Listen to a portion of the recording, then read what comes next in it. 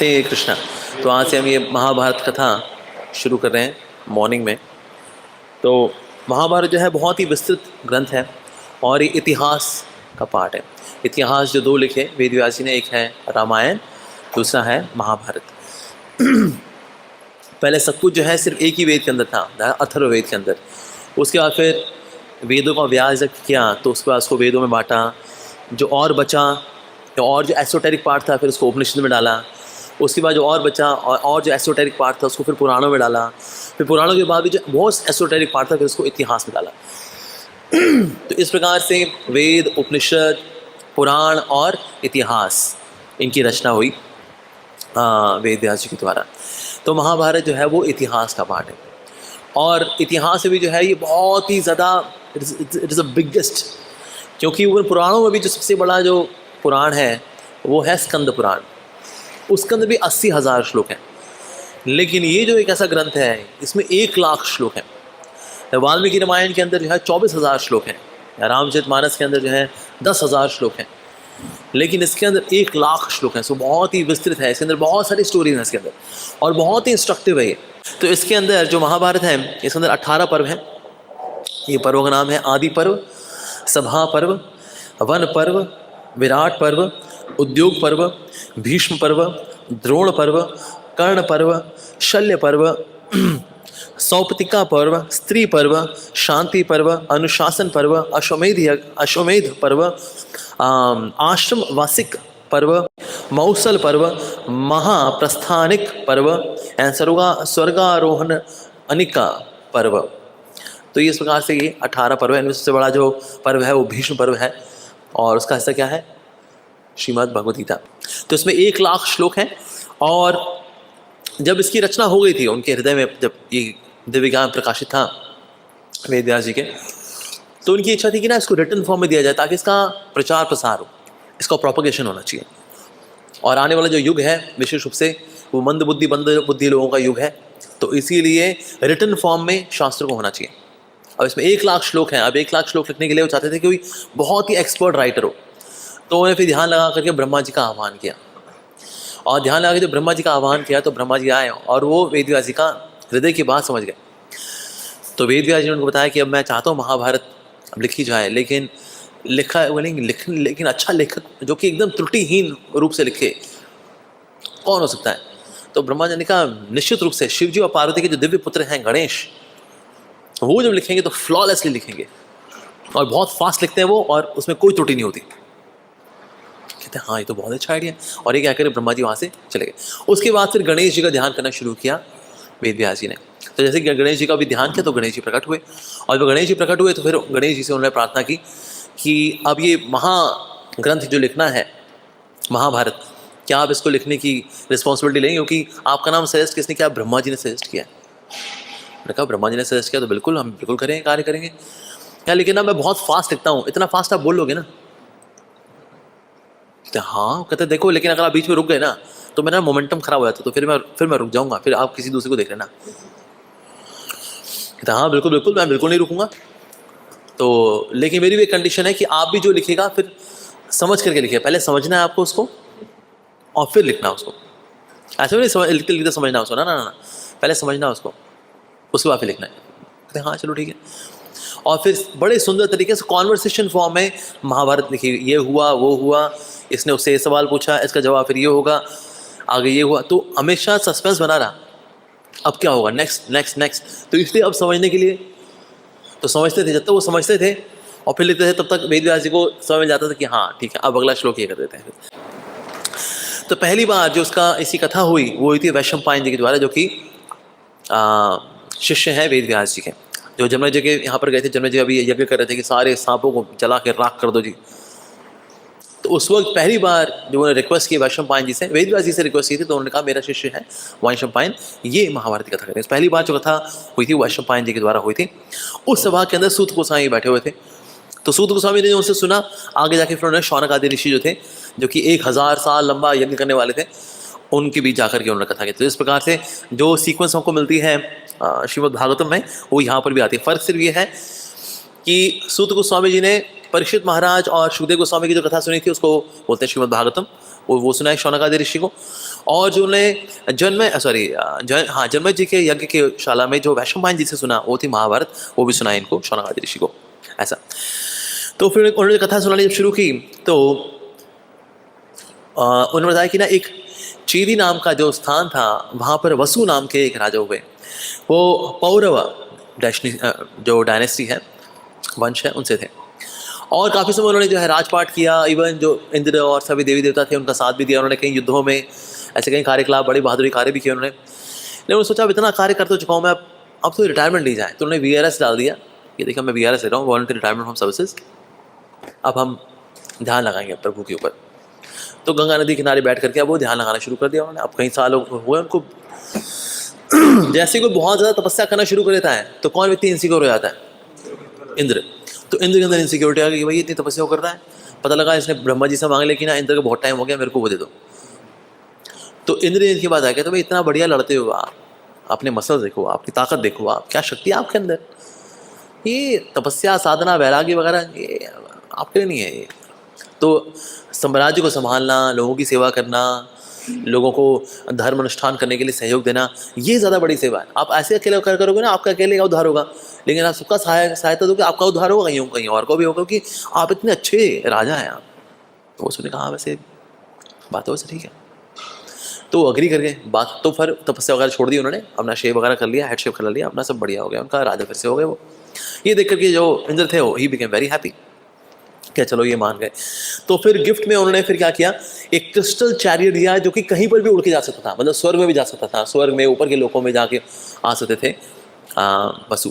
उसके बाद फिर साथ ही उन्होंने एक लोटस गार्लैंड भी दिया, जिससे कि ना वो उनकी जो यंग एज है हमेशा बनी रहेगी, और अगर कोई बीमारी वगैरह भी आएगी तो तुरंत वो रिकवर हो जाएंगे उससे वो। तो लाइक दैट, तो ही will remain always very healthy and stout. तो उनको एक ऐसा लोटस फ्लावर का एक गार्लैंड भी दिया, और साथ ही उनको एक बैम्बू पोल भी दिया कि जहाँ वो गाड़ देंगे ना तो उनको राजपाट करने में ज़्यादा दिक्कत भी नहीं होगी, मतलब people will abide by him, लोग क्रांति नहीं करेंगे, लोग हल्ला हुल्ला नहीं करेंगे, अपना साम्राज्य तो ये खंबा ही चला देगा, आप बस आराम से सिंहासन में बैठना होगा, इतना आरामदायक आपकी ज़िंदगी हो जाएगी। तो लिया अपने साम्राज्य के बीचों बीच जो बैम्बू था उसको गाड़ दिया, जो कि इंद्र ने दिया था। In this way he was having good time, would fly, sometimes जाया करते थे, अप्सराओं से मिला करते थे, नीचे में आया करते थे, नीचे जाना जहाँ टेंशन है नहीं, मैनेजमेंट जो है खंबे ने संभाल रखा है, बैम्बू ने, और क्रिस्टल का रथ है, घूमते घामते हैं, he was having very good life Vasu. तो उनके ही साम्राज्य के अंदर एक नदी बहती थी, उसका नाम था सूक्तिमती। ये सूक्तिमती नाम की जो नदी थी बहुत ही निर्मल थी, बड़ी सुंदर, और इसमें कई सारे फ्लोरा फौरा, बड़े आसपास बहुत अच्छी नदी थी। इसके पास ही एक पहाड़ भी था, उसका नाम था कोलाहल पहाड़। ये कोलाहल पहाड़ ने जब सूक्तिमती को देखा तो सूक्तिमती नदी की ओर बहुत आकर्षित हो गया। तो सूक्तिमती नदी ने कहा कि देखो अपनी नज़र हटाओ, ऐसे अपनी नज़रें ठीक करो। तो कोलाहल ने कहा क्या करूँ, तुम इतनी सुंदर हो, मेरी नज़र तुमसे हट नहीं रही है। तो फाइनली जो है कोलाहल ने जो सूक्तिमती हैं उनसे 2 बच्चों को जन्म दिया। तो जो बच्चा था, जो उसमें फिर 2 बच्चे हुए, एक लड़का था एक लड़की थी। जो लड़का था he became commander in chief for Vasu, और जो लड़की थी उनसे फिर शादी कर ली वसु जी ने। So she became the wife Girika, उसका नाम था Girika, who is the daughter of Kolahal and Suktimati. Suktimati नदी है, कोलाहल पर्वत है। तो एक समय वसु जो थे जंगल में थे और शिकार कर रहे थे। तो शिकार करते करते जो है उन्होंने जब वातावरण देखा, बड़ा अच्छा वातावरण था, वहाँ फूलों की खुशबुएं थी, नदियाँ बह रही थी, आसपास बड़ा चिड़ियाँ चहचहा आ रही थी। तो ये देख करके उनके अंदर हृदय में जो है कामुक भावना आई। अब कामुक भावना आई तो उन्होंने कहा लेकिन कामुक भावना आई है तो मैं नहीं चाहता कामुक भावना वेस्ट हो। तो इसलिए उन्होंने अपनी दिव्य शक्ति से क्या किया, वीर्य अपना लिया और एक चील को बुलाया और चील को कहा कि ना ये मेरा वीर्य लेकर के जाओ और मेरी पत्नी गिरिका को दो, ताकि संतान उत्पत्ति हो सके, क्योंकि हमें और चाहिए भी आगे हमारे वंश को आगे बढ़ाने के लिए। अब ये जो चील थी जो लेकर के जा रही थी वसु के इस वीर्य को, तो जब वो लेके जा रही तो एक और चील ने देख लिया, कहता है अरे इसके पास कोई मांस का टुकड़ा है, ये अकेले अकेले खाएगी तू, अरे हम भी तो हैं। तो ये झपट पड़ी इसके ऊपर, झपट पड़ी, जाने दे मेरे को, जा रही हूँ मैं। कहते अरे छोड़ना, अरे तो मेरे को दे 50-50 करना। अरे ऐसे थोड़ी होता है 50-50। दोनों लड़ने लगी, लड़ते लड़ते क्या हुआ, ये जो वीर्य था जो वसु का, ये गिर गया यमुना नदी के अंदर। यमुना नदी में जब वीर्य गिरा तो वहाँ पर एक मछली थी, उसने ले लिया ये वीर्य, पी लिया, जिसकी वजह से, उस वीर्य की वजह से अब इनको 2 बच्चे हुए, एक पुत्र था एक पुत्री थी। पुत्र का नाम था मत्स्य और जो पुत्री थी उसका नाम था सत्यवती। और हुआ कहता जब ये मछली थी, जब एक फिशरमैन ने पकड़ लिया, मछुआरे ने पकड़ लिया, तो जब काटा तो फिर उनमें से 2 बच्चे निकले। तो 2 बच्चे भी निकले, साथ में जो मछली थी बेसिकली अप्सरा थी, उसका नाम था आद्रिका। आद्रिका नाम की अप्सरा थी। किसी ने श्राप दिया था कि तू मछली हो जा, लेकिन जब कोई मछुआरा तेरे को पकड़ के काटेगा तो फिर मुक्त हो जाएगी। तो जब काटा तो वो तो मुक्त हो गई, वो चली गई, स्वर्ग चली गई जो अप्सरा थी। और उनके 2 पुत्र थे, जो एक पुत्र एक पुत्री। जो पुत्र था वो था मत्स्य और जो लड़की थी उसका नाम था सत्यवती। तो जो मत्स्य था वो तो वसु ने कहा कि अपने पास ही रख ले कि अब अगला राजा अब मत्स्य बनेंगे, ऐसा। और जो सत्यवती थी वो उसको बोला कि ना, ये फिशरमैन को बोला, मछुआरे को, कि तू रख ले उसको, ऐसा।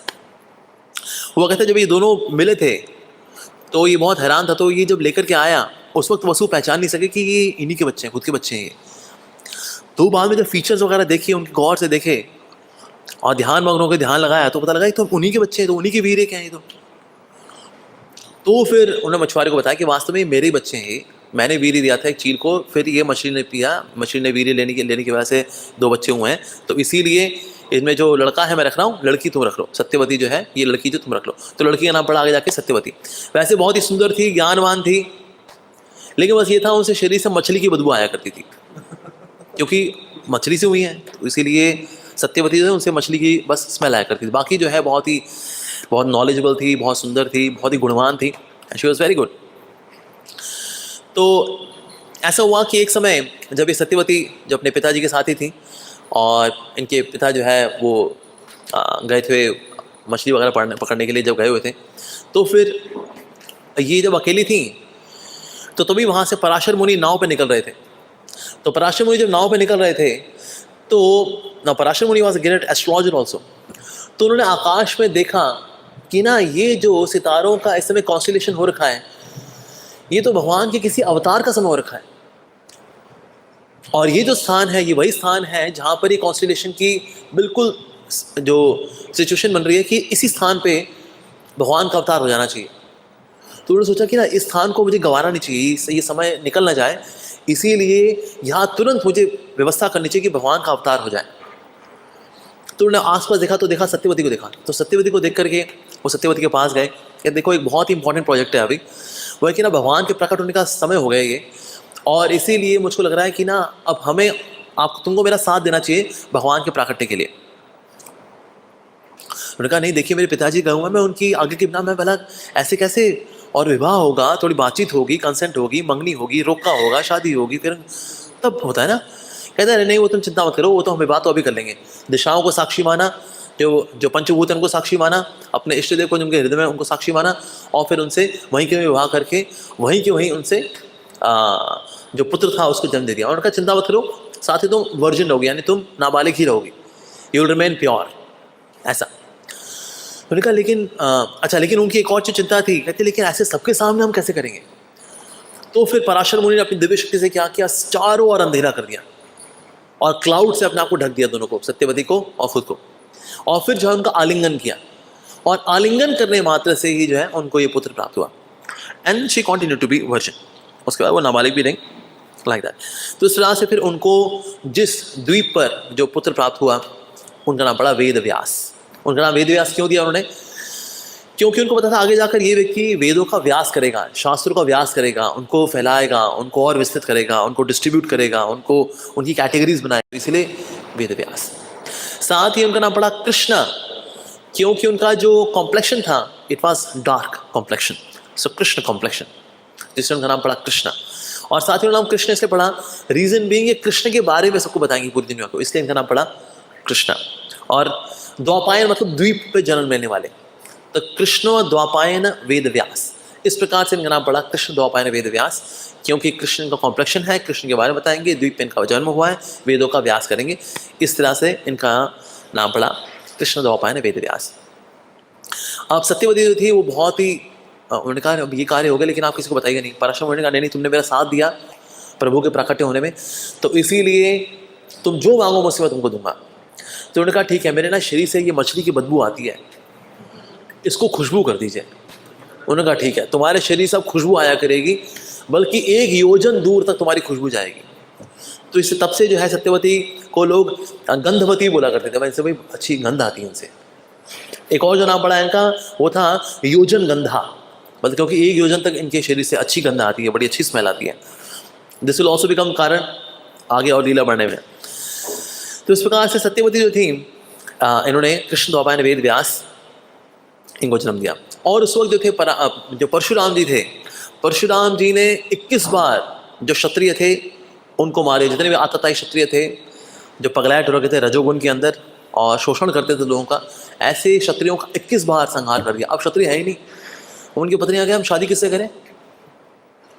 तो फिर उन्होंने शादियां फिर की ब्राह्मणों से।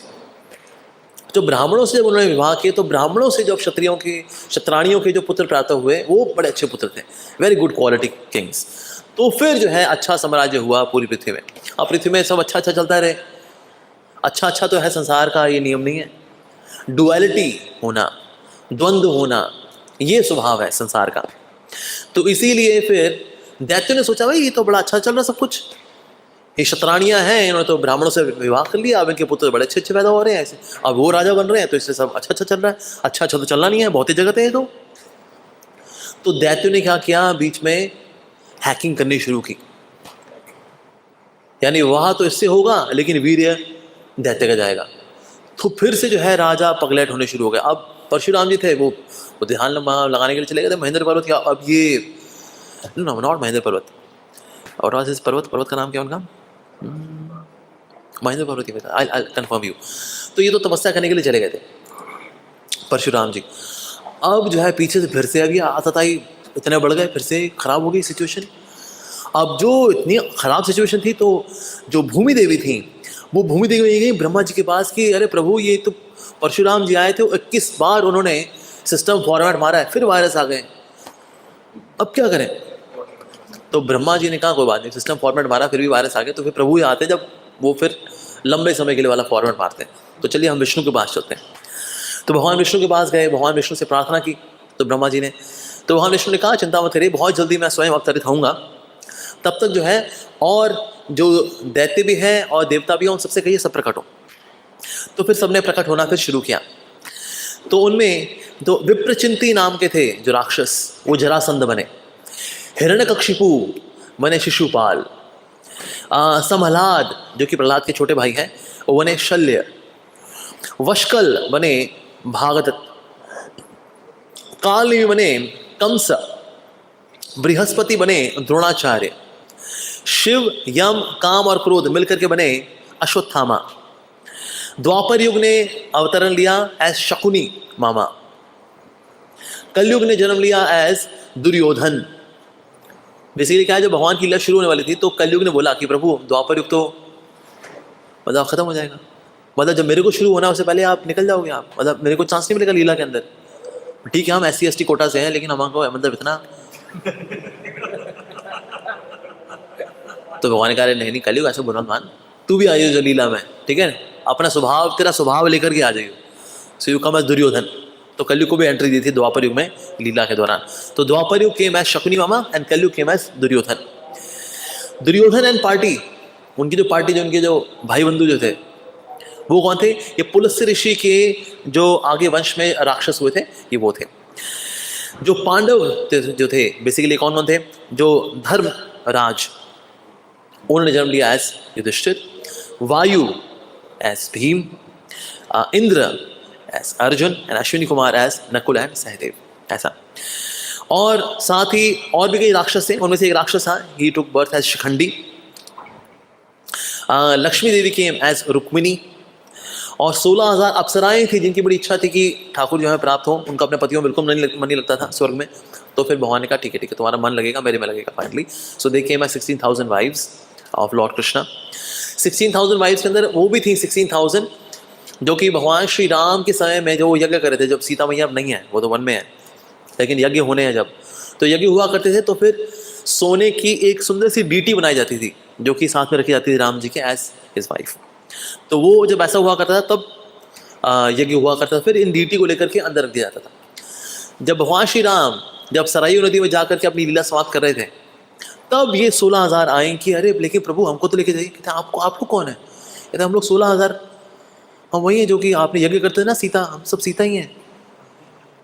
कहते अच्छा वो मेरे तो इस अवतार में तो एक वन पत्नी व्रत है, एक पत्नी व्रत है, लेकिन हाँ जब कृष्ण रूप में मैं आऊँगा तो फिर मैं सबको स्वीकार करूँगा, तो फिर आप लोग भी आइएगा। तो फिर उसमें जो 16,100 ये जो उनकी पत्नियाँ थी जो कि डीटी रूप में थी, सीता मैया के रूप में, then they also came as the wives of lord Krishna. साथ ही शची माता, जो शची है जो कि इंद्र की पत्नी है, शी केम एज द्रौपदी, जो कि Indra is coming as Arjun, तो इनकी वाइफ बनेगी इसलिए। एंड अग्नि केम एज धृष्टद्युम्न। तो इस प्रकार से ये सब के सब इन्होंने अवतरण ले लिया। फिर ऐसा हुआ था एक समय स्वर्ग में, वहाँ पर एक व्यक्ति थे, उनका नाम था महाभीष, और बाकी और भी कई वहाँ पर दिव्य पर्सनैलिटीज थी। तो वहाँ पर गंगा भी थी स्वर्ग में। तो जो गंगा वहाँ पर थी, तो हवा जब थोड़ी हवा चली तो जो गंगा थी उनके थोड़े से कपड़े हवा में उड़े, मतलब उनके ऊपर ही थे लेकिन ऐसे हवा में थोड़े उड़े। तो लेकिन जब ऐसा हुआ तो बाकी सबने तो अपनी नज़र झुका ली, लेकिन उनमें वहाँ एक और भी थे, उनका नाम था महाभीष। वो देखते रहे गंगा को। अब ये बात जब देख ली ब्रह्मा जी ने कहा तुमको तमीज़ नहीं है, वैसे हवा उड़ती है उसके बाद फिर आंखें झुकानी होती है, ये तुमने क्या किया? और गंगा ने भी उनको देख लिया था, इन्होंने भी गंगा को देख लिया, दोनों एक दूसरे को देख रहे थे। तो इसलिए फिर ब्रह्मा जी ने श्राप दे दिया, आप दोनों के दोनों पृथ्वी लोक पे चले जाओ, ऐसा करके दोनों को श्राप दिया। और फिर हुआ क्या था, 8 वसु थे। अब पैरेलली एक और स्टोरी भी है वसु की। जो वसु थे इनको भी श्राप मिल गया था वशिष्ठ मुनि से। वो क्या श्राप था उसके ऊपर हम चर्चा करेंगे बाद में, लेकिन इनको भी श्राप मिला था कि आप लोग भी जाकर पृथ्वी पे जन्म लीजिए। अब ये आए, इन्होंने अप्रोच किया गंगा को कि देखिए हमको जन्म लेना है, क्यों ना आप हमारी माँ बन जाएं, अगर आप हमें अपने पुत्र के रूप में जन्म दे दें और ना फिर आप हमको बहा देना। आप क्या ठीक है बहा तो दूंगी, लेकिन एक को छोड़ूंगी, लेकिन एक को रहने दूंगी, ताकि ये तो हो कि भाई हाँ मेरा भी पुत्र भी हुआ था, सारे थोड़ी बहा दूंगी। क्या चलो ठीक है, एक को आप रहने देना, 7 को जो है अपनी लहरों में बहा देना, फिर वहाँ से जो है वो वसु जो है वापस रिकवर हो जाएंगे इस प्रकार से। क्या चलो ठीक है ऐसा। और गंगा सोच रही देखो मुझे वैसे भी कर्ज मिला ही हुआ है पृथ्वी पे जाने का, तो ठीक है मैं पुत्र को जन्म दे दूंगी, मैं मुझे कोई दिक्कत नहीं है, वसु लोग जो है वो खुश हो जाएंगे, ठीक है ऑलराइट। लेकिन एक जो है वो रहेगा। हाँ बिल्कुल बिल्कुल, वो आप एक रहने देना, नो प्रॉब्लम। उस जो वसु के अंदर हम सब अपनी 1/8 पावर डालेंगे, तो सब अपनी 1/8 पावर डालेंगे, तो इस प्रकार सारे वसुओं की शक्ति जो है इस एक वसु के अंदर होगी, जिसका नाम होगा द्यू। आगे जाके इस बारे में चर्चा करेंगे हम लोग। चलो ये बता देते हैं कि ओके ये श्राप क्या मिला था इनको। हुआ क्या था कि जो वशिष्ठ मुनि थे इनके पास एक गाय आई थी बेसिकली, और वो जो गाय थी ये बहुत ही दिव्य गाय थी, जो कि कश्यप मुनि और सुरभि से प्राप्त हुई थी। इसका नाम था नंदिनी। तो ये इसकी केयर कर रहे थे वशिष्ठ मुनि, और यज्ञ वगैरह जब होता था तो फिर इन्हीं से फिर गाय का दूध आता था और इसी का घी बनता था, स्वाहा स्वाहा होता था इस प्रकार से। एक समय जो है जब इस गाय को जब देखा 8 वसुओं ने, तो उनमें जो द्यू नाम के जो वसु थे उन्होंने जाकर अपनी वाइफ को बताया कि ना इतना लाजवाब गाय है कि उस गाय से जो दूध है वो निश्चित रूप से अद्भुत होगा, तो इसीलिए उसको वो सारे गुणों से भरी हुई है वो। अच्छा ऐसा क्या? तो जो उनकी वाइफ थी वो जाकर अपनी सहेली को बोल दी, जीतावती को, कितना बढ़िया गाय है। बस कहती जीतावती ने कहा तो मेरी सच्ची सहेली है ना, तो मुझे गाय ला दे तू। अच्छा चल ठीक है। तो ये अपने पति बोले सुनो जी सुनते हो, मैं वो गाय बहुत पसंद आ गई है मेरे को, and you are such a handsome guy, you can bring a guy. तो फिर उन्होंने रिक्वेस्ट की, तो उन्होंने कहा चलो ठीक है हम जाते हैं। तो द्यू ने क्या किया, द्यू ने वशिष्ठ मुनि की अनुपस्थिति में नंदिनी को चुरा लिया। तो वशिष्ठ मुनि वापस आए, तो उन्होंने कहा ये नंदिनी कहाँ गई? तो उन्होंने ध्यान में देख लिया कि अरे ये द्यू नाम के वसु ने ये चोरी किया। तो फिर श्राप दे दिया उन्होंने कि जितने तुम लोग वसु लोग हो, तुम सब के सब पृथ्वी तुम सबका जन्म हो, मनुष्य जीवन भोगो तुम वहाँ पृथ्वी में जाकर के, कच्चा मनुष्य जीवन, स्वर्ग में रहने के लायक नहीं तुम लोग। तो सबने आखिर माफ़ी मांगे, अरे गलती हो गई, को एक द्यू ने गलती की है, हम सबको को कर दिया आपने, चलो ठीक है। तो श्राप ऐसा रहेगा कि जाएंगे आप सब लोग, जो 7 तो वापस आ जाएंगे, लेकिन जो द्यू है वो पृथ्वी पे रहेगा, उसको लंबा समय वहां रहना पड़ेगा। तो ये अब गंगा ने जो बोला है, गंगा माई ने जो बोला हुआ है, और साथ में द्यू को जो श्राप मिला हुआ है, दोनों दे आर मैचिंग। तो इस प्रकार से तो फिर गंगा माई फिर अग्री करी जब वसु ने रिक्वेस्ट की, तो उन्होंने कहा चलो ठीक है, आपके सबकी जो पोटेंसी रहेगी उस एक वसु के अंदर रहेगी, जो कि है भीष्मदेव, जो कि आगे जाके भीष्मदेव के रूप में प्रकट होंगे, ऐसा। और साथ ही उन्होंने कहा लेकिन ना, वसु ने कहा लेकिन अब ये ना हो कि उसके और उसके बच्चे भी हों, ये ना हो, फिर वो बच्चों में लग जाएगा, फिर वो चाहते हैं बस ना एक बार अपना रह करके वापस ही आ जाए बस। क्या ठीक है, हाँ ये भी रहा कि उसका कोई पुत्र वगैरह नहीं होगा, लाइक दैट। तो अब इसके बाद अब ये तो हो गया। अब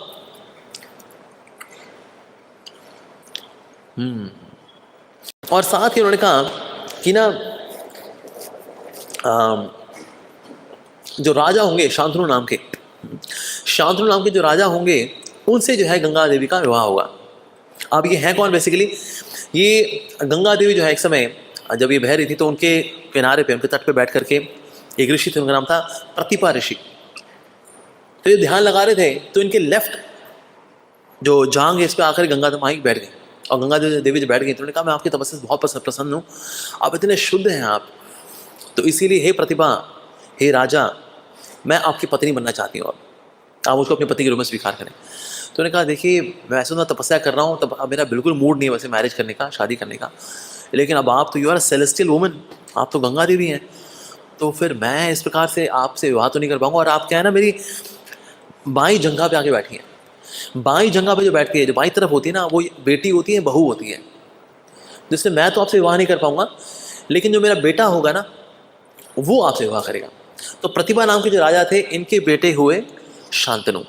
फिर शांतनु से जो है इनका विवाह आगे जाकर होगा। तो शांतनु एक समय जब विहार कर रहे थे जंगल में, तो जंगल में विहार करते करते वहाँ पर उन्होंने देखा कि गंगा माई को देखा, तो गंगा जो है इतनी सुंदर है, इतनी विलक्षण है, तो उनका जो हृदय था वो गंगा पे आ गया।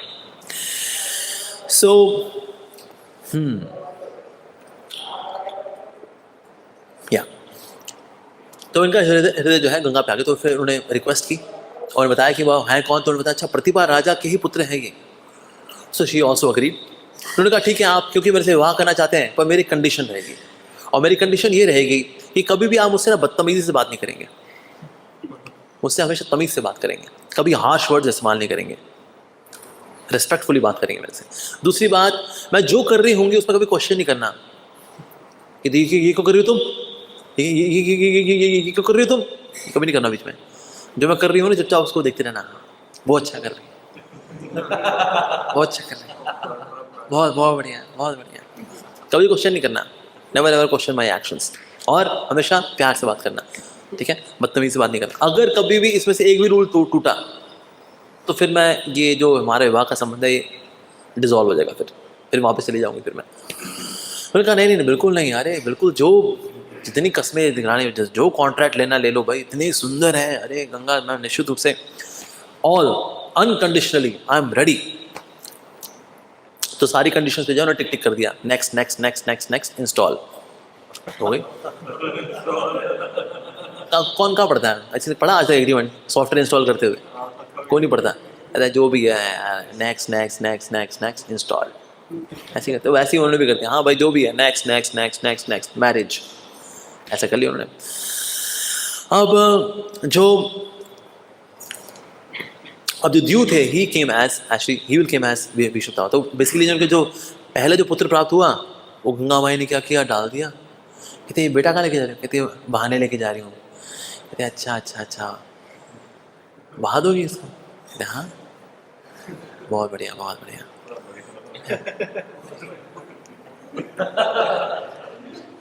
अच्छा दूसरा पुत्र हुआ, कहते हैं ये देखो कितना प्यारा पुत्र हुआ। कहते हैं हाँ बहुत प्यारा है, दे दो मेरे को, दे दो इसको जरा, ये भी गई और इसको भी बहा दिया।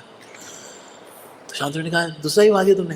हाँ दूसरा ही बहा दिया। तीसरा, चौथा, पांचवा, छठा, सातों, सात जब बह गए ना, अब ना वो अब दिमाग खराब हो गया शांतनु का। कहते ये तो हद हो गई, मतलब ऐसी कोई माँ होती है अपने बच्चे को पैदा करती है, कहती है लाओ दे दो मेरे को, और बहा देती है उसको।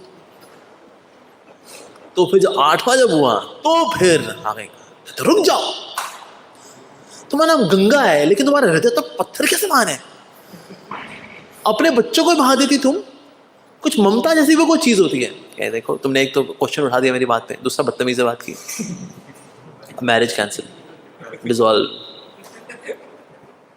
उसके बाद अपने अनइंस्टॉल किया, मैरिज अनइंस्टॉल्ड। अब जिनका जो आखिरी पुत्र था इसको भी लेकर ही चली गई। अब शांतनु ने देखा ये हुआ क्या मेरे साथ भाई,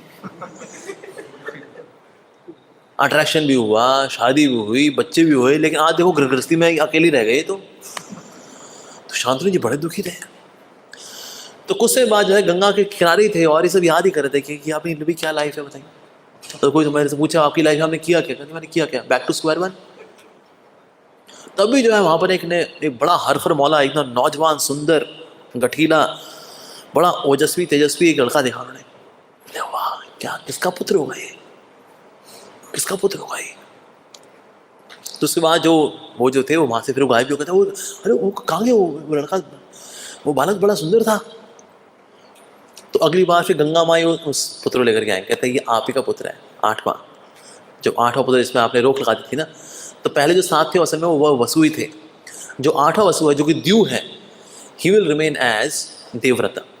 तो ये वो देवव्रत है। तो ये इसको अब आप अपने साथ रखिए। इसके पास सब प्रकार के स्किल्स हैं, चाहे वो लड़ने के स्किल्स हों, युद्ध लड़ने के स्किल्स हों, विद्याएं हों, कौशल हो, साम्राज्य संभालना हो, सब प्रकार के कौशल इसके अंदर है। तो इसीलिए आपको इसको सिखाने की कोई आवश्यकता नहीं है। Don't send him to any institution, ये ऑलरेडी PhD है सब में। अच्छा, हाँ, इसीलिए अब आप इसको राजपाट संभालने के लिए दे दीजिए कि आपका राजपाट साहब सब अच्छे से संभाल लेगा। इतने समय आपने राज कर लिया, आप टेंशन में रहे, एंग्जाइटी में रहे, अब इसको दीजिए, he is million times better than you.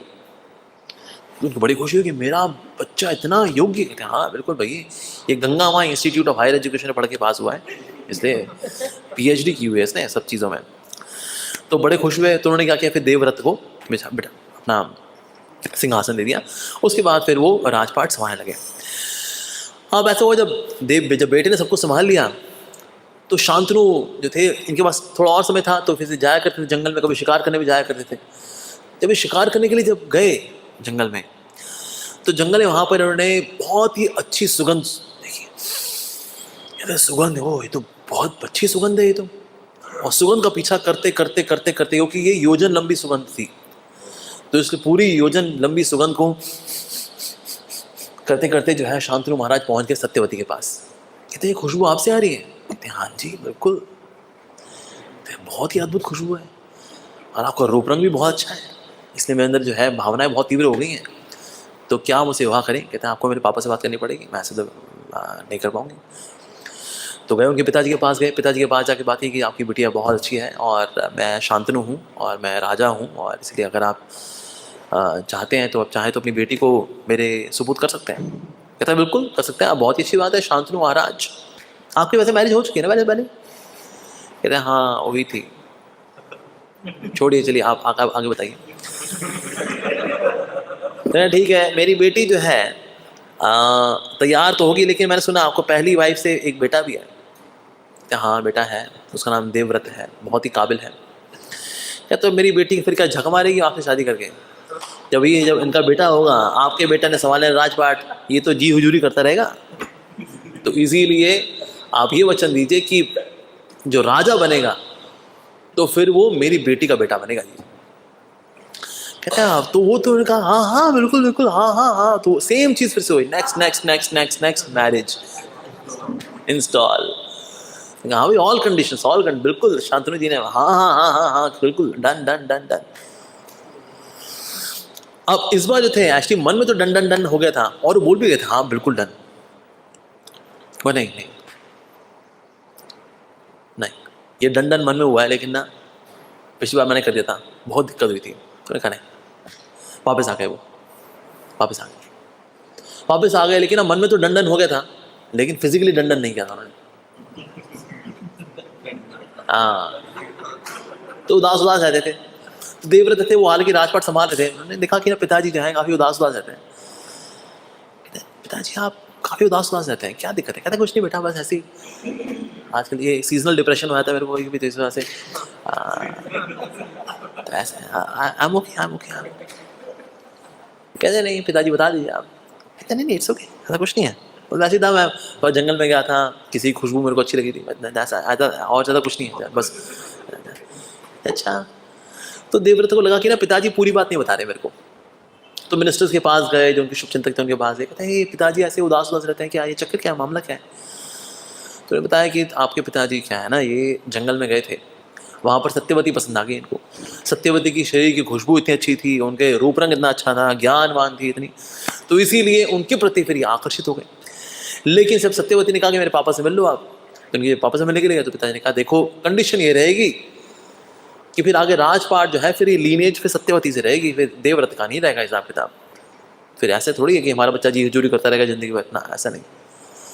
कहता अच्छा तो ये बात है फिर। तो फिर देवव्रत ने क्या किया, ये गए उनके पास, उनके पिताजी से मिलने के लिए, सत्यवती के पिताजी के पास मिलने के लिए गए। कहते हैं हाँ तो आपके पास मेरे पिताजी आए थे, शांतनु जी, उनको बड़ी पसंद आई हैं आपकी बेटी हैं सत्यवती, और वाकई में बहुत ही गुणवान है और सर्वगुण संपन्न है। तो फिर मैं चाहता हूँ कि ना आप इस बात के लिए एग्री कर जाइए। कहता नहीं बेटा देखो फिर, लेकिन आगे आगे जाके राजा आप बन जाओगे ना, हमारे बच्चे का क्या, उसका करियर भी तो हमें देखना है।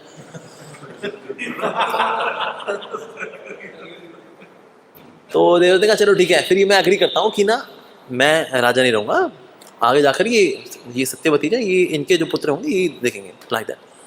कहता आगे जाकर फिर लेकिन तुम्हारा पुत्र हो गया तो क्या होगा भाई, एक जनरेशन तो हुई, अगली जनरेशन में तुम्हारे आ जाएंगे। क्या चलो ठीक है जी, मैं ये प्रतिज्ञा भी लेता हूँ कि मैं आजीवन ब्रह्मचर्य रहूँगा, मैं भले राजपाट में रहूँगा, लेकिन राजपाट से घिरे जाने के बावजूद भी लेकिन मैं ब्रह्मचर्य का पालन करूँगा, दृढ़ ब्रह्मचर्य, अखंड ब्रह्मचर्य। तो फिर जब उन्होंने जब ये प्रतिज्ञा ली, तो जितने भी देवी देवता थे उन्होंने बोला भीष्म भीष्म भीष्म, क्योंकि जो व्रत था ये भीष्म प्रतिज्ञा थी। क्योंकि कोई जंगल में रह करके तो ब्रह्मचर्य का व्रत का पालन कर ले, लेकिन सारे ऐश्वर्य वैभव के बीच में रह करके कोई ब्रह्मचर्य का पालन करे, ये तो बहुत कठिन बात है। ऐसा जैसे कि कोई आश्रम में हो, यहाँ ब्रह्मचर्य का पालन फिर भी हो जाएगा, लेकिन कोई सोचे हम घर में रह के ब्रह्मचारी रह सकते हैं, नहीं सर, घर में रह के आप गृहचारी हो जाओगे, ब्रह्मचारी नहीं रह पाओगे आप। तो इसीलिए ब्रह्मचारी रहने के लिए वातावरण बड़ा अनुकूल होना चाहिए, लेकिन प्रतिकूल वातावरण में रह करके देवव्रत ने ये व्रत लिया कि मैं आजीवन ब्रह्मचर्य रहूंगा, तो इसीलिए उनका नाम पड़ गया भीष्म। तो फिर इस प्रकार से इनको लेकर क्या है, सत्यवती को लेकर क्या है, सत्यवती को लेकर ला करके अपने पिताजी से मिलाया।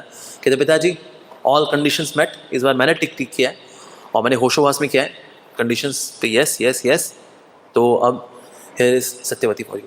कहते लेकिन बेटा फिर पुत्र, कहते मैंने वो बोल दिया कि पुत्र इन्हीं की आगे राजपाट करेंगे, मैं सहयोग दूंगा उनको, ऐसा रहेगा, आई जस्ट सपोर्ट दैम। और बाकी मैंने ऐसे भी नहीं कि आगे जाके मेरे पुत्र होंगे, मैंने जो है ब्रह्मचर्य का व्रत लिया है, मैं ब्रह्मचारी ही रहूंगा अब। तो वो तो हैरान हो गए, कहते शांतनु ने कहा बेटा मेरी खुशी के लिए तूने इतना बड़ा त्याग किया तुमने। तो उन्होंने उनका आलिंगन कर लिया शांतनु जी ने, और शांतनु ने उनको ये आशीर्वाद दिया इच्छा मृत्यु का, कि तुम्हारी मृत्यु जो है ऐसी नहीं होगी, एक्सीडेंटली हो जाएगी, जब तुम चाहोगे तब तुम्हारी मृत्यु होगी, मैं तुम्हें हृदय से आशीर्वाद देता हूँ। तो शांतनु जी ने यह आशीर्वाद दिया भीष्म पितामह को इच्छा मृत्यु का। आगे जाके फिर शांतनु जी की सत्यवती का बहुत ही धूमधाम से विवाह हुआ, और जब बहुत धूमधाम से इनका विवाह हुआ तो इनके फिर दो पुत्र हुए, एक का नाम था विचित्रवीर्य और दूसरे पुत्र का नाम था चित्रांगदा। ये दो पुत्र थे इनके। चित्रांगदा कई माताओं का नाम भी होता है, पर इनके पुत्र का नाम था चित्रांगदा। तो चित्रांगदा के साथ क्या हुआ, एक और गंधर्व था, उसका नाम भी था चित्रांगदा। तो इस चित्रांगदा ने इस चित्रांगदा के साथ युद्ध कर लिया, और गंधर्व चित्रांगदा ने इस चित्रांगदा को मार दिया। जो चित्रांगदा था he was the elder son, तो पहले वो राजकुमार के रूप में थे, and he was being assisted by Bhishma Pitamah. लेकिन हुआ क्या, अब फिर विचित्रवीर्य की बारी आई, लेकिन Vichitravirya was too young, he is too young, या भैया अभी मैच्योर ही नहीं, तो क्या किया जाए। तो उन्होंने कहा ठीक है आप सिंहासन पे आप बैठा करो। देवव्रत ने कहा लेकिन मैं संभाले करूँगा, भीष्म पितामह ने कहा मैं संभाले करूँगा मैनेजमेंट सारा, so under the guidance of Satyavati, उनसे अप्रूवल भी लूंगा मैं, ये डिसीजन लेंगे, ऐसा करेंगे वैसे करेंगे, लेकिन हाँ गद्दी पे आप आके बैठ जाया करो बस, ऐसा। तो इस प्रकार से विचित्रवीर्य को सिंहासन में आसीन कर दिया। अब हुआ क्या कि अब विचित्रवीर्य की ना, लेकिन विवाह कराना था, इनका विवाह हो जाए, लेकिन इनका विवाह कराने के लिए पता लगा कि ना काशी राज जो है उनके यहाँ 3 पुत्रियां हैं, अंबा, अंबिका एंड अंबालिका, बहुत ही सर्वगुण संपन्न है, बहुत ही सुंदर है। तो उनसे इनका विवाह कराने की बातचीत हुई कि तो उन्होंने कहा चलो ठीक है, बातचीत बढ़ाते हैं, आगे बढ़ाते हैं। लेकिन ये बात सुनने में आई कि ना उनका स्वयंवर हो रहा है तीनों का, और तीनों एक साथ ही जो है अब जिनको चुनेंगे कि वो एक एक राजा को अपना चुनेंगे स्वयंवर में, ऐसा। तो हमने विचित्र वीर को देखा, कहते हैं ये तो अभी भाई होता है स्वयंवर में ना जीत पाए किसी को, तो फिर ये ठीक नहीं रहेगा। भीष्म ने कहा अरे मैया आप चिंता मत करो, मैं तीनों को उठा के ले आऊँगा। तो भीष्म पितामह गए और रथ पे जा करके तीनों को किडनैप कर लिया सारी सभा के बीच में। उन्होंने कहा ठीक है, अगर आपको लगता है कि मैं जो लेकर के जा रहा हूँ ये ठीक नहीं है तो मुझको परास्त कर लीजिए और तीनों को आप ले जाइए। तो सारे जितने भी राजा थे सबने अपने धनुष बाण ये भाले वाले गदा शदा सब निकाल लिया, कहता चलो जी, सब चल दी। जिसके हाथ में जो लगा, किसके हाथ में गुलेल लगी, जो लगा सब चल दी, सबके साथ चल दिया अटैक। तो अब भीष्म पितामह आगे आ गया। अब भीष्म पितामह का रथ इतना आगे निकल गया था कि ये लोग पीछा भी नहीं कर पा रहे थे, इतना तेज रथ चला रहे थे भीष्म पितामह। तो तभी जो है ना स्किड मार करके अपना रथ यू टर्न मारा, कहते युद्ध करके जाएंगे। उसके बाद भीष्म पितामह ने जो युद्ध किया, इन्होंने चारों ओर से अटैक किया भीष्म पितामह की ओर, पर भीष्म पितामह सच अ वैलिएंट वॉरियर, सबको ध्वस्त कर दिया। सांप के किसी धनुष टूट गए, किसी तीर टूट गए, किसी गदाएं टुकड़े हो गई, सब के सब जो है टूटे हुए अपने हथियार लेकर के वापस जा रहे थे। तो सब जो अपने टूटे हथियार लेके जा रहे थे, ये भी टूट गया, तेरा मेरे भी टूट गया, तो सबका टूट गया था। तो फिर शल्य ने कहा मैं देखता हूं जाकर के अभी। तो शल्य जब आ रहे थे इनसे लड़ने के लिए, तो शल्य को तो with in half a minute शल्य को पराजित कर दिया भीष्म पितामह ने, देवव्रत ने। तो ये तो एकदम हतोत्साहित हो गया था, भाई सर आपका टूट तो गया सब कुछ, अब धनुष बाण वगैरह क्या लड़ोगे अब, ठीक है ना, अब ये सब करना नहीं, देखो उसमें तो आप मर जाओगे, तो इसलिए जाओ। शल्य को वापस भेज दिया। फाइनली जो है तीनों को लेकर के पहुंच गए ये अपने साम्राज्य में यहाँ पर, और उन्होंने बोला हे मैया सत्यवती, ये तीनों राजकुमारी आ चुकी हैं, तो अब इनसे आप विवाह करा लीजिए अपने विचित्र वीर का। अब विचित्र वीर जो है जब ये थे, जब तीनों को देखा बहुत बढ़िया, तो लेकिन अम्बा ने ना हाथ खड़ा कर दिया। अम्बा ने कहा देखिए मेरे को ना शल्य बहुत पसंद है, तो मेरी रिक्वेस्ट है कि ना आप मेरा विवाह विचित्र वीर से मत कराइए, बिकॉज आई लव शल्य। ठीक है, उन्होंने कहा ठीक है भाई अम्बा को जाने दे। तो फिर उन्होंने रथ का व्यवस्था की और अम्बा को तो जाने दिया। तो बच गई अंबिका और अम्बालिका, ये दोनों बच गई थी। अब इनका विवाह हो गया फिर विचित्र वीर के साथ। अब विचित्र वीर थे, इन दोनों में इतने फिदा हो गए और भोगों में दिन सुबह रात पूरे इसमें उनमें लिप्त हो गए, क्योंकि साम्राज्य संभाल रहे हैं कौन, देवव्रत। इनके पास टाइम ही टाइम है, तो सुबह दोपहर शाम भोग में इतने लिप्त हो गए, इतने लिप्त हो गए कि भोगों के कारण इनके शरीर में बहुत बीमारियां आ गई, टीबी वगैरह हो गया, इनको ट्यूबरक्लोसिस वगैरह हो गया। तो इनको खूब जो है इनको दवाइयाँ दी गई, इनको मेडिसिन दिलाई गई, इनको प्राणायाम कराया गया, इनको सब तरह की दवाइयाँ, एलोपैथिक, होम्योपैथिक, एलोपैथिक, सिम्पैथिक, सब दवाइयाँ खिला दी इनको। फाइनली विचित्र वीर को प्राण छोड़ने पड़े टीबी की वजह से। हाँ टीबी की वजह से, ट्यूबरक्लोसिस, हाँ ट्यूबरक्लोसिस। तो आज इनका ध्यान तो कर लो जी, पहला बेटा था चित्रांगदा, वो चित्रांगदा वर्सेस चित्रांगदा में जाना पड़ा उसको। दूसरा बेटा था, उसको टीबी हो गया, लो जी दोनों ही बेटे गए। तो इनका जो प्लान था कि हमारा साम्राज्य आगे बढ़ेगा, अब ये वंश हमारा आगे बढ़ेगा, वो दोनों भी गए। तो फिर सत्यवती ने कहा हालांकि चाहती तो मैं यही थी कि हमारा वंश ही आगे बढ़े, लेकिन दोनों बच्चे निकल गए अब, तो इसलिए अब देवव्रत अब तुम ही संभाल लो, अब शादी कर लो अब इनसे। अब कहते देखिए मैं तो आपके सामने प्रतिज्ञा लिया मैंने, मेरे ऊपर तो फूलों की बारिश भी हुई थी देवी देवताओं से,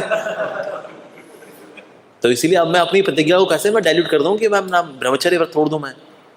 कहते लेकिन ये तो बहुत ही इमरजेंसी का समय है ना, तो इसीलिए सत्यवती ने कहा लेकिन साम्राज्य संभालना जरूरी है, ये कस्में होती रहती हैं, कोई बात नहीं, कसम एक आध टूट गई तो क्या हो गया, लेकिन साम्राज्य को तो संभालना। कहते हैं देखिए मैंने, मेरी कस्में ऐसी हल्की बोल की नहीं होती, मैंने कसम ली थी सबके सामने साक्षी मान करके, देवी देवताओं बड़े खुश थे कि मैंने इतना भीषण व्रत लिया, मैं ऐसे व्रत कैसे तोड़ दूं मैं, इंटेग्रिटी नाम की भी कोई चीज़ होती है।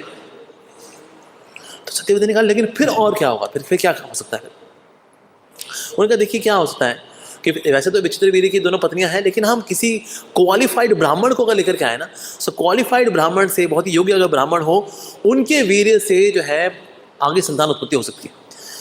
सत्यवती ने कहा ये कैसे हो सकता है भला, ये तो बड़े अजीबोगरीब प्रपोजल है, ऐसे कैसे हो सकता है। अरे परशुराम जी के समय में ऐसा हुआ था, जब परशुराम जी ने सारे क्षत्रियों का संहार कर दिया था, तो क्षत्राणियां थी, उन्होंने ब्राह्मण से विवाह किए और उनसे बड़े योग्य पुत्र प्राप्त हुए। तो इसलिए अगर कोई योग्य ब्राह्मण अगर आपकी नज़र में हो, तो हम ये कर सकते हैं कि उनका विवाह करा देंगे हम, और उनसे जो है इनके बच्चे हो सकते हैं, अंबिका अम्बालिका के। कहते हैं ब्राह्मण, योग्य ब्राह्मण, कहते हैं आपकी जान पहचान में है कोई आपका जैसे पुत्र के एज का कुछ हो, कुछ ऐसे भाई बंधु वाला कुछ हो? कहते मेरी पुत्र की उम्र का तो, अरे है तो सही, पराशर मुनि से मेरा पुत्र हुआ तो है, वेद व्यास। ये बहुत बढ़िया आइडिया। अरे कहते कमाल देवर, तुमने क्या आइडिया दिया? कहते हाँ तो आप बुला लीजिए उनको। हाँ मेरा बेटा बोला था कि आप बस याद करना मैया, मैं आ जाऊंगा। तो बस ध्यान ही लगाया सत्यवती ने, वेद व्यास मेरे पुत्र प्रकट हो जाओ। तो तुरंत फिर वहाँ प्रकट हुआ। कहते हाँ माते क्या आ गया मेरे लिए? तो सारी सिचुएशन बताया, देखो ऐसा ऐसा है, तो इससे हम चाहते हैं कि ना योग्य पुत्र हमको प्राप्त हो, तो उसके लिए तुमको सहयोग देना है यहाँ पर। कहते हैं लेकिन उन्होंने कहा देखिए मैं ना ऐसे किसी के साथ भी सहवास नहीं करता। ये जो लड़कियां हैं, अंबिका बालिका जो भी हैं, इनसे कहिए पहले 1 साल तपस्या करें, 1 साल तपस्या करेंगे, उसके बाद फिर मैं सोचूंगा इस बारे में। तो फिर उन्होंने कहा देख बेटा अभी ये 1 साल तपस्या क्या करेंगे, राजकुमारियाँ हैं ये इतनी तपस्या वगैरह होती क्या है राजकुमारियों से? तो इसीलिए अगर अभी कुछ हो जाए, देखो अर्जेंट नीड है, अभी बहुत सिचुएशन बड़ी इमरजेंसी वाली है। तो फिर वेदव्यास ने कहा चलो ठीक है, एक तपस्या अगर कर लेंगे, यानी कि मेरे खौफनाक रूप को देख करके अगर ये तैयार हो जाएंगे सहवास करने के लिए, मेरे रूप को मेरी गंध को झेल गई, यही तपस्या चलो इनकी मान लेंगे। तो फिर यही हुआ। तो सबसे पहले जो है अंबिका को बुलाया गया।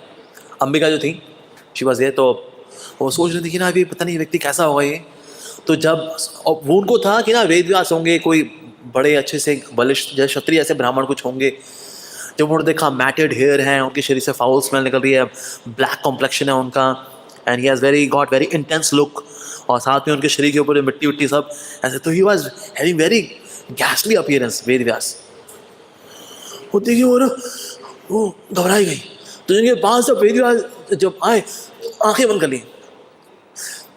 तो सहवास वगैरह हो तो गया। तो जब वेदव्यास ही बाहर आए, कहते वैसे तो कार्य तो हो गया हालांकि सहवास का, लेकिन ये कि अब लेकिन जो पुत्र होगा बहुत शक्तिशाली होगा, हालांकि 10,000 हाथियों का बल होगा उसके अंदर, बहुत ही बुद्धिमान होगा वो हालांकि, लेकिन राष्ट्र से बहुत ही आसक्त होगा, यानी जिस स्थान पे वो रहेगा उस जगह से बहुत आसक्त रहेगा, इसलिए उसका नाम धृतराष्ट्र होगा, राष्ट्र। और जो उसको धृत यानी अच्छे से पकड़े रहे, छोड़े ना, ऐसे इसलिए उसका नाम धृतराष्ट्र होगा। और क्योंकि अंबिका ने अपनी आंखें बंद कर ली थी, इसलिए वो अंधा पैदा होगा। तो सत्यवती ने कहा अरे अंधा पैदा होगा वो? कहते हाँ और क्या, माँ की गलती है, क्या कर सकते हैं, उसने आंखें बंद कर ली। कहते बेटा इतना बलवान भी होगा, विद्यावान भी होगा, गुणवान भी होगा, लेकिन अंधा होगा तो फिर राजा कैसे होगा फिर वो? चलो ठीक है बेटा, फिर अब दूसरी राजकुमारी भी है, तो चलो उससे बात करो, जो दूसरी है उससे सहवास करे देखो, अंबालिका से। तो अंबालिका के पास, अंबालिका भी यही एक्सपेक्ट कर रही थी कि ना वो कोई बलिष्ठ सा, अच्छा सा, सुंदर गठीला नौजवान होगा। तो उन्होंने देखा, उनको पता था कि ना मेरी बहन ने आंखें बंद की थी तो ना अंधा पुत्र हुआ था। कहते नहीं आंखें बंद नहीं करूंगी, आंखें बंद नहीं करूंगी, आंखें बंद नहीं करूंगी, लेकिन ना वो पीली पटाख हो गई वो देख करके उनको, क्योंकि वो पीली पटाख हो गई वो। तो फिर ऐसी अवस्था में जब उन्होंने सहवास किया तो वापिस आ कहते थे, हालांकि सहवास का कार्य हुआ तो सही, लेकिन दिक्कत यह है कि भाई क्योंकि वो पीली हो चुकी थी, बड़ी जोर फील कर रही थी मेरे को देख करके, तो इसलिए बच्चा तो होगा लेकिन शरीर से बहुत बलिष्ठ नहीं होगा और पीला पीला दिखेगा वो, क्योंकि पत्नी जो है वो पीली पटाख हो गई थी मेरे को देख करके। तो माँ की गलती है, तो इसीलिए बच्चा ऐसे ही होगा। अभी तो आप कहना अच्छा ये होगा, बड़ा बलिष्ठ होगा लेकिन ये अंधा होगा, ये होगा, आंखें तो ठीक होंगी लेकिन शरीर से कमज़ोर होगा। कहते भाई कुछ ना कुछ कमी हो रही है मैन्युफैक्चरिंग में, क्या करें क्या फिर हम। तो अब जब तक दूसरी बेटी से पुत्र होने का, पहली वाली का बेटी का पुत्र हो चुका था, तो अंबिका की फिर से बारी आ गई। कहता अंबिका देख इस बार ना कोई गलती मत करना भाई, एक तो ढंग का राजा आ जाए ताकि भाई आगे सक्सेशन आगे ठीक से बढ़ सके। उन्होंने कहा वो फिर से करना पड़ेगा क्या अभी? ऑल राइट, वो चली गई। कहते नहीं है मैं नहीं कर पाऊंगी, मैं नहीं देख पाऊंगी उस व्यक्ति को, बहुत ही ज़्यादा ही फेरोशियसली लुकिंग, बहुत ही खतरनाक दिखते हैं वो व्यक्ति, वो वेदव्यास जी। ठीक है बहुत बड़े संत महान ऋषि हैं, लेकिन तो इसलिए वो भेजा। तो नौकरानी को उन्होंने बोले कि तू आ जा, तू काम कर दे प्लीज, मैं तुम्हें दोबारा नहीं कर पाऊंगी। तो फिर जो नौकरानी थी वो वेदव्यास जी का बड़ा सम्मान करती थी कि महान ऋषि हैं जो कि वेदों का अभ्यास करने वाले वो महान ऋषि, अरे मैं अगर उनकी सेवा में कोई लग पाऊँ तो वो बड़ी सबमिसिव थी और बड़ी धार्मिक प्रवृत्ति थी और बड़े आदर सम्मान से, बड़ी धार्मिक भावना के साथ उन्होंने सहवास में साथ दिया। इसलिए उनसे जो पुत्र प्राप्त हुए वो है विदुर। तो फिर तो व्यास देव जी थे ना, उन्होंने कहा कि अब इनसे जो पुत्र होगा वो बहुत ही धार्मिक होगा और सब प्रकार के गुणों से भरा होगा और निश्चित रूप से जो है भगवान की लीलाओं में बहुत ही इंपॉर्टेंट कार्य करेगा वो, और ज्ञान का भंडार होगा वो। जब लेकिन ये बात जब पता लगी कि चलो अंबिका से चलो एक तो अच्छा पुत्र हो गया गुणवान, तो अंबिका ने बाद में जाके बता दिया माँ वो मेरा है ही नहीं, वो तो दासी पुत्र का। अरे तो इस प्रकार से फिर तीनों जो थी, अब इसके बाद ये कार्य करके उन्होंने कहा बस मेरा कार्य हो गया, मैं चलता हूँ। वेदव्यास जी वहाँ से चले गए। और राइट, यहीं पे विराम देते हैं हम, बाकी कथा हम कल करेंगे।